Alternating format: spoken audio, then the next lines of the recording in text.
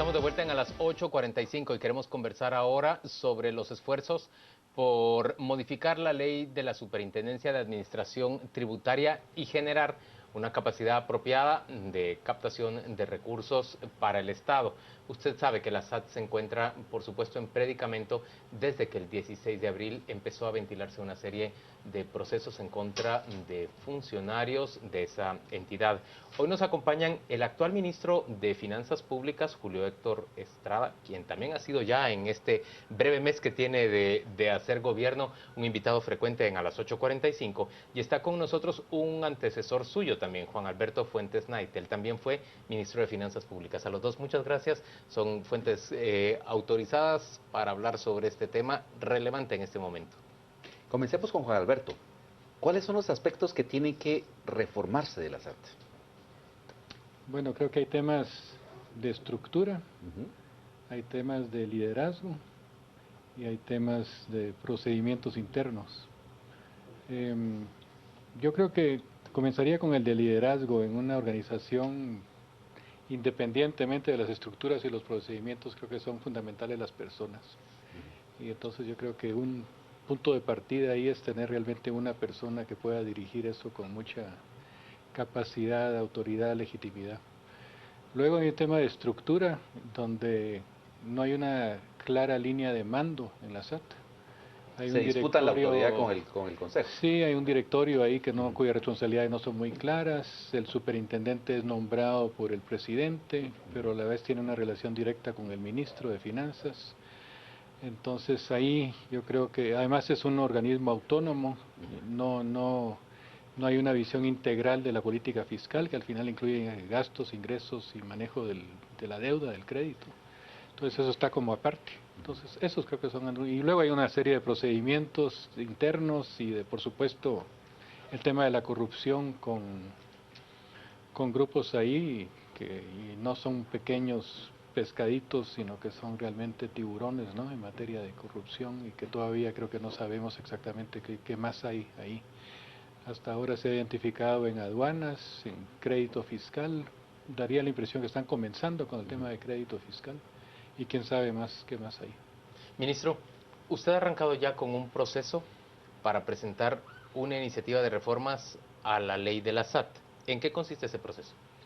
Bueno, nosotros casi desde el día que comenzamos, inclusive un poco antes, con un apoyo principalmente de unos proyectos que venían en marcha con Banca Multilateral y asesores técnicos, Fondo Monetario Internacional, BID, Banco Mundial, se preparó una propuesta que modifica mucho en la línea de lo que decía antes Juan Alberto.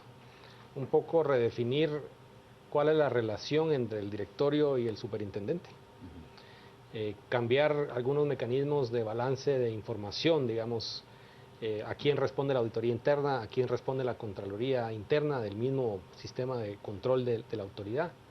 Redefinir un poco los parámetros de contratación de personal, exámenes obligatorios, crear una academia dentro de la institución, y redefinir también hasta el proceso de nombramiento y convocatoria o de revisión de los candidatos para superintendente y para directores. Ahora, ministro, en el caso de bueno, hagamos un parangón, aunque no tenga nada que ver con el Consejo del Ministerio Público y el directorio de la SAT.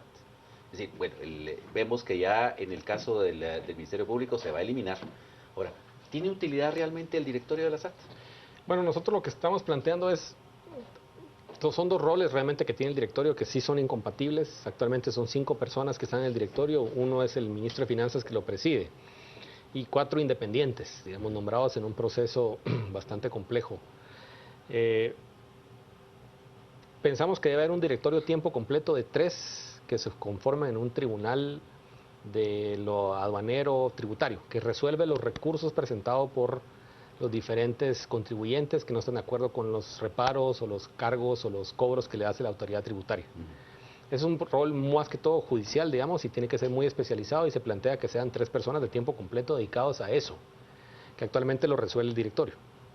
Y tiene otro rol, que es darle una dirección estratégica a la institución, servir de contrapeso, autorizar el presupuesto, autorizar algunos nombramientos clave, determinar un poco la línea estratégica de la institución, donde sí sentimos que también se plantea hacer un directorio de 3, mucho más ejecutivo más práctico, más dinámico. Distintos los dos entonces, serían 3 y 3. 3. De 5 hacemos 3 y 3. Este se dedica solamente a esto, es tiempo completo. Este sigue siendo con un rol del ministro más 2 directores independientes, porque sí pensamos que en el caso particular de la SAT hay un rol de gerencia y gestión y responsabilidad que tiene el superintendente, pero sí pensamos que hay una línea estratégica de planificación, presupuestación de largo plazo, estrategias ya más específicas y también de verificación del cumplimiento de las diferentes autoridades, que sí sentimos que un superintendente requiere cierto control de sus poderes. Digamos, es una institución que tiene unos poderes muy grandes. Y entonces se le da ese rol muy ejecutivo, son 2 reuniones por semana probablemente de ese directorio que tiene esa parte de dirección, pero mucho más involucrado que el que tenemos actualmente, que es menos dinámico, y un superintendente y abajo su estructura ya funcional. Yo quisiera saber si a Juan Alberto le suena razonable la propuesta de sustituir al antiguo directorio por estos dos entes a los que se les separan las funciones. Pero luego quisiera volver con el ministro para entender en qué consiste este proceso de planteamiento de una reforma a la ley. ¿Está de acuerdo, Juan Alberto? Una parte sí, otra no. Con el tribunal administrativo sí, que pueden ser funcionarios de la SAT, sin ninguna responsabilidad en términos de su máxima responsabilidad, sino que una instancia bajo la dirección, en fin, del superintendente. La otra no, no veo por qué se justifica. No, entonces tendríamos que tener en todos los ministerios consejos de este tipo, ¿no? Para fijar una línea estratégica. No me parece que se justifique. En ningún país de América Latina hay ese tipo de consejo, que además responde, yo creo, que a una tradición corporativa en Guatemala, que de alguna manera se está buscando que todos los organismos tengan una presencia de gremios o de personas donde inciden gremios. Pero como ¿a qué la le Junta teme Monetaria. usted? En realidad le teme a que ese consejo pueda ser una presencia permanente, digamos, del sector privado organizado. ¿Qué exactamente es lo que teme de del sector empresarial? No, bueno, en parte del sector empresarial creo que pueden ser personas representativas, no representantes, y en este sentido sí puede ser sector empresarial o gremios o sectores con intereses que no necesariamente corresponden a los intereses del Estado, nacionales o del Ministerio de Finanzas o de la política fiscal. Entonces yo realmente, como digo, no hay experiencias de eso en América Latina. Creo que se copió lo del Banco de Guatemala, que a su vez también creo que es criticable. Yo creo que es hora de repensar eso. ¿La Junta Monetaria? La Junta Monetaria, en muchos países lo que se tiene es un comité técnico en los bancos, de técnicos independientes, no con una representación de sectores, la banca, la universidad, el sector privado, como tenemos aquí el Congreso. Eso ya es algo que ha ido quedando atrás en la historia. Entonces, insisto, creo que es una visión corporativa, no es una visión gerencial moderna en particular. Yo quiero que el ministro responda a este punto. Tal vez aclarar mucho que en este caso, definitivamente la selección de esos 2 directores no es corporativista, sino que son 2 técnicos de experiencia, de mucha continuidad. Lo que encontramos es que esas instituciones necesitan continuidad y los ministros cambian con bastante frecuencia, los viceministros cambian con bastante frecuencia. Bueno, el directorio anterior, el directorio que se supone que se va a modificar, originalmente había sido designado de manera vitalicia, ¿no? Sí. Y luego No, aquí la idea es, obviamente tienen un término específico, tienen que alcanzar también el cumplimiento de algunas metas, pero sí se determina un consejo con ese rol de directivo de largo plazo, pero no es corporativista. Inclusive su nombramiento origina de una propuesta del mismo Ministerio de Finanzas de expertos a una comisión evaluadora, ¿sí? Que lo reduce y luego viene un nombramiento específico dentro de esa comisión evaluadora de los que propuso originalmente un Ministerio de Finanzas. ¿Y qué papel va a jugar el directorio en la nominación de la terna para nombrar al superintendente? El mismo directorio, ese directorio presenta un bloque determinado de candidatos a superintendente, 6. Hay una comisión evaluadora diseñada muy específicamente, lo reduce a 3. Y esos 3 el directorio los manda al presidente y el presidente lo nombra. A mí me parece que todavía hay un mecanismo de intermediación aquí. No hay ninguna garantía de que esos técnicos sean independientes realmente y tienen una permanencia que va más allá del gobierno. Yo insisto, hagamos el paralelo con un ministerio. Entonces cada ministerio tendría que tener su propio comité técnico permanente o con una duración que va más allá del periodo de gestión de ese gobierno. Pero entonces la visión de Juan Alberto es que la SAT debe depender directamente del Ministerio de Finanzas, del ministro de Finanzas. Sí, en el sentido de que el superintendente debería ser nombrado por el ministro, que no hubiera un directorio, sí un tribunal administrativo que se encargue de los temas, en eso estamos de acuerdo, pero sí una superintendencia que está mucho más integrada a la política fiscal en general. Que usted está planteando al superintendente, El ministro, el ministro. sí. Es Y- que tiene que ver con una visión integral de la política fiscal. Ujú. Es que eso es lo que no hemos tenido hasta ahora, que la superintendencia va por un lado, bueno, ahora mucho peor, con otra serie de dimensiones que no tienen nada que ver con la política, sino con la corrupción, y luego el Ministerio de Finanzas va por otro, ¿verdad? Encargado y volviéndose básicamente un ministerio de gasto público y de crédito, sin la pata De la los recaudación. ingresos y de la recaudación. Pero en el modelo que usted propone, no corremos el riesgo de que un ministro o un régimen, en términos generales, pueda abusar del extraordinario poder que se tiene en el cobro de tributos. Como sucedía antes con la Dirección de Rentas Internas. No, yo creo que ahí la razón de esos abusos es que había una presencia militar que venía desde hace mucho tiempo, que está vinculado con todo el tema de la guerra y el control de armas en las fronteras. Eso creo que es el origen de los problemas que hubo. Si uno ve la experiencia latinoamericana, eso no, hay distintas. El caso de Chile tiene una dirección de rentas que es parte del ministerio, funciona perfectamente, no hay un abuso ahí, bueno, normal. Entonces yo creo que eso se puede mantener perfectamente bajo control. Ministro, También hay ciertos organismos nacionales de control, obviamente, la Contraloría, etcétera. en el proceso que usted está encabezando para plantear una iniciativa de ley, una iniciativa de reforma de ley al Congreso, ¿cabe considerar este tipo de propuestas de Juan Alberto? ¿Cómo se integra ese planteamiento? Vamos a ver. ¿Solo con la visión del gobierno? No, nosotros hemos estado haciendo una serie de, bueno, a un ritmo muy rápido.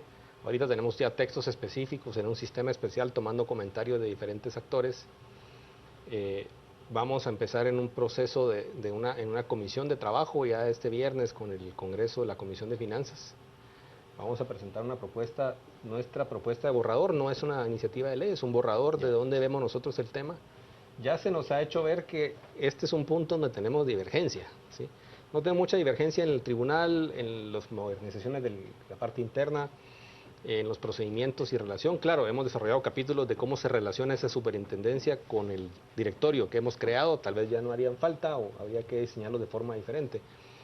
Y la idea es que trabajemos en conjunto ya con un grupo del Congreso para tener una propuesta mucho más aterrizada muy pronto.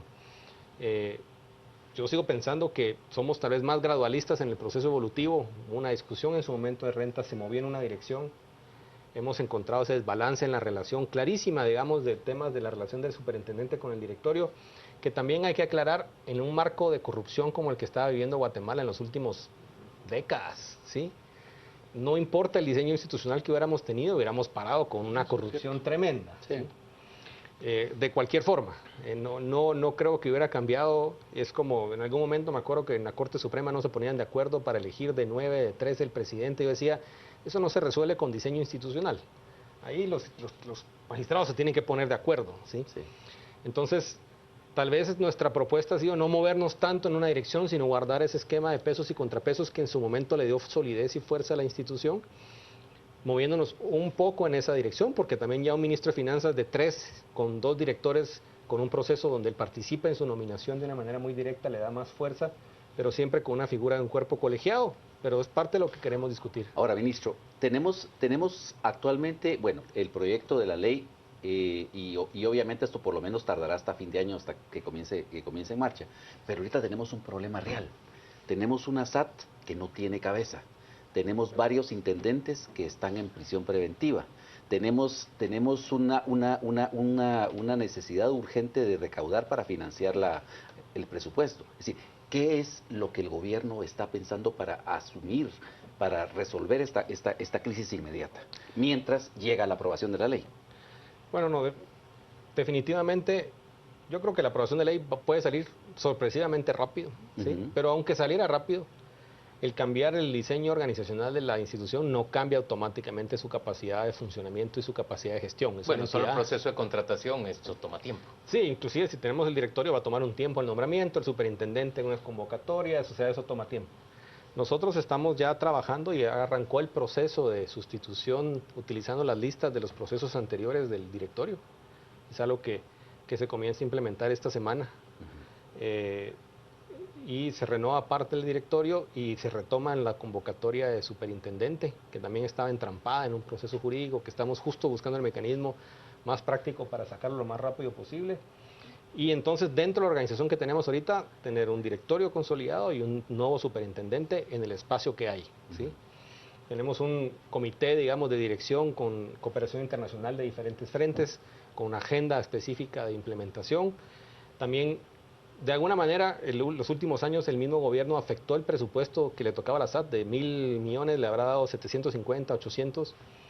Eso creo que no es correcto, pero por lo menos detuvo a que ese espacio de corrupción o de gasto no se comiera ese espacio.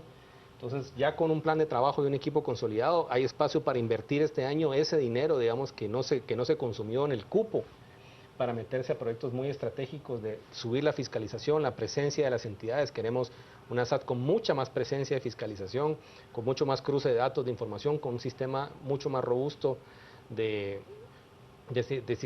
sistemas de información, tecnología, y trabajar como si vamos a seguir así por 3 años, digamos. No tenemos otra más que involucrarnos en el proceso y con ese directorio trabajar más cerca de una manera más dinámica. Yo siento que hasta ahora ese divorcio y lo que más le ha afectado a la institución es quedarse, digamos, sin cabeza definida y sin una agenda específica.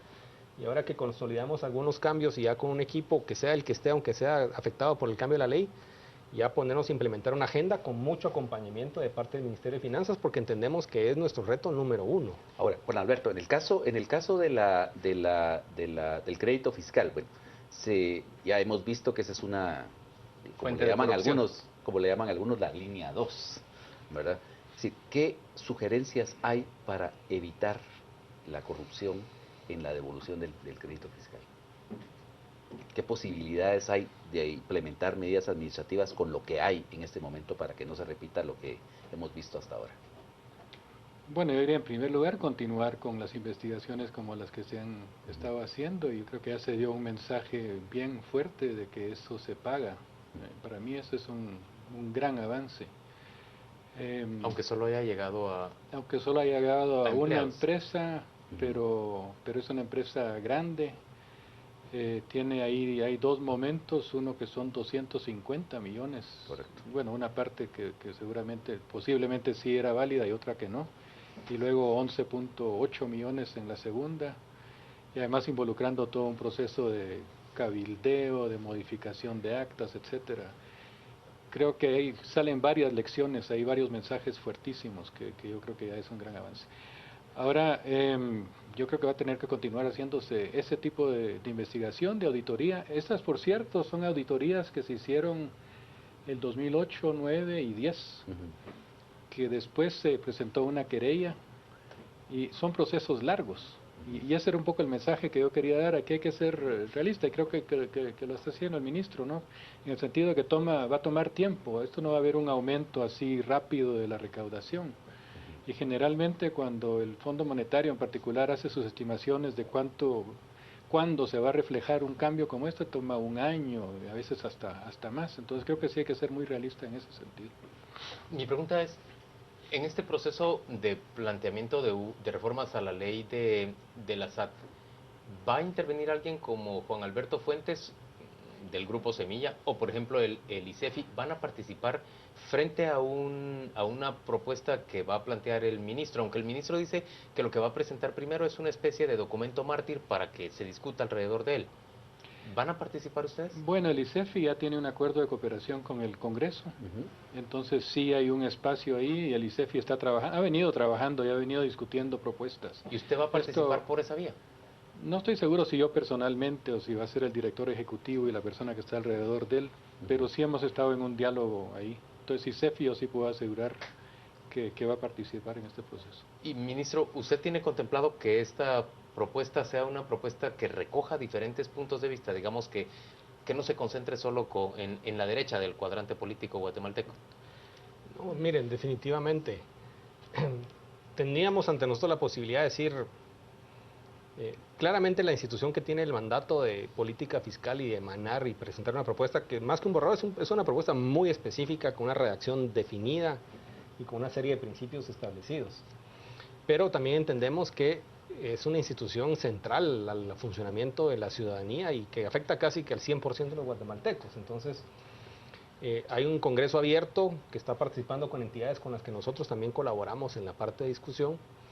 Hay unos temas que tal vez nosotros no podemos poner de acuerdo y ya pasa al debate político. Y lo que nos interesa es acompañar y sí tal vez estar atentos a que no se crucen algunas líneas. Eso es importante, donde nosotros diremos, miren, sentimos que aquí se va a debilitar algo que es importante. O se está poniendo demasiado fuerte algo que también tal vez no es tan importante. Pero sí también importante que sentimos que es importante que salga rápido, que no es una discusión que se tome años. Entonces, por lo mismo, estamos conscientes de que hay que consensuarla y encontrar un común denominador de la reforma. Ministro, en las postrimerías del gobierno de Otto Pérez, el gobierno de los Estados Unidos ofreció el apoyo del Departamento del Tesoro para, bueno, filtrar, evaluar al personal de aduanas para pasarles el polígrafo, etcétera, ¿no? Sí, ¿sigue vigente esa propuesta? Sí, sigue vigente. Hay un tema ahí importante sindical y otras cosas que complican todos estos procesos. Pero ellos rechazan pasar por el polígrafo. Pues suele pasar, sí, el proceso, no van todos, o sea, vamos a ver, la institución necesita alguien que tome control, que ponga procesos claros, y sí, definitivamente falta todavía terminar de sacudir las cosas que mencionaba antes Juan Alberto. Se ha hecho mucho con el tema de crédito fiscal ya hace algunos meses. Se transparentó, se creó un sistema donde es una secuencia ya no alterable. Hasta hace poco era tan claro Ese es un tema clave. que la secuencia de pago era por reglamento, el directorio o el superintendente podía cambiar el orden en el cual se pagaban uno u otro. Eso ya se quitó, digamos. Y ahora es como van entrando los expedientes. Como van entrando, van saliendo y está una lista que es transparente, se publica. Esa normativa le quita discrecionalidad, le quita discrecionalidad, y por lo tanto posibilidad. Los casos son anteriores, pero ese es uno de una serie de cosas. Jurídico es otro donde también en este mismo escándalo no solo apareció crédito fiscal, sino que jurídico es el que estaba negociando, tratando de quitarle peso a los casos. Definitivamente fue una máquina donde la corrupción fue tomando su fuerza y ahora hay que sacarlos. Pero sí, con las investigaciones se está mandando un mensaje clarísimo, pero ahora viene toda la recuperación de la moral del equipo, la claridad de la dirección, la recuperación de los sistemas. Eso va a tomar tiempo. ¿Y las aduanas, ministro? Porque se dice que incluso después del procesamiento de los implicados en la línea, es decir, aumentó aún más la defraudación por esa vía. Eso es probable, sí, es probable. Acuérdense que la línea era un mecanismo para ordenar la manera en que se manejaba el contrabando, digamos. Sí. Y que fue como poner disciplina y que todos entraban en el mismo pool y que contribuían en el mismo mecanismo. Entonces se sale la estructura, pero el resto de actores que estaban ahí adentro quedaron básicamente sin el ordenamiento del jefe de la pandilla, digamos. Porque no se siguió con la siguiente etapa, digamos. Había que completar la limpieza, pero aparte de reimplementar sistemas, gentes, promoción, recuperar los sistemas de información, los procedimientos de logística. La entidad está enferma, digamos, tiene su nivel de debilidad y lo que requiere es todo un proceso de fortalecimiento institucional, pero gerencial. Estamos en el mes de febrero.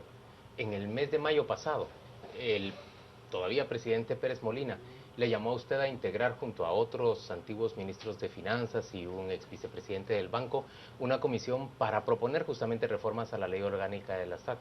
Su negativa a participar en esa comisión hizo prácticamente que esa comisión quedara inutilizada. Perdimos todos esos meses. ¿Se arrepiente usted ahora de haberse negado a participar en esa comisión? No, al contrario, yo creo que la historia me dio la razón, porque esta no era, en ese momento esa acción era para legitimar lo que el gobierno estaba haciendo. Y el gobierno lo que estaba haciendo, las máximas autoridades eran parte de un proceso de corrupción. Entonces, entrar a hacer propuestas en un contexto en que el liderazgo del gobierno está metido en la corrupción era legitimarlo. ¿Eran necesarios entonces era absolutamente indispensable no participar en esa comisión? Señores, yo creo que ahora hay otras condiciones, entonces que me parece que se está caminando ahí, hay un proceso de discusión. En fin, aunque haya diferencias, hay posibilidades de llegar a acuerdos. Creo que es otro contexto el actual. Señores, gracias a ambos por acompañarnos a las 8:45. Vamos con Rocío Lazo. Ella nos cuenta qué se dice en redes sociales sobre esta conversación. Juan Luis, gracias. Hablamos en este momento sobre la defraudación tributaria en Guatemala. Queremos saber su opinión acerca de la última conversación que habla sobre este tema. Esperamos sus comentarios en Facebook y en Twitter. Nos encuentra como Canal Antigua. Mario nos dice, Grupo Semilla, grupo de empresarios, grupo de intelectuales, todos llevan intereses de poder en la SAT, ninguno debe aparecer.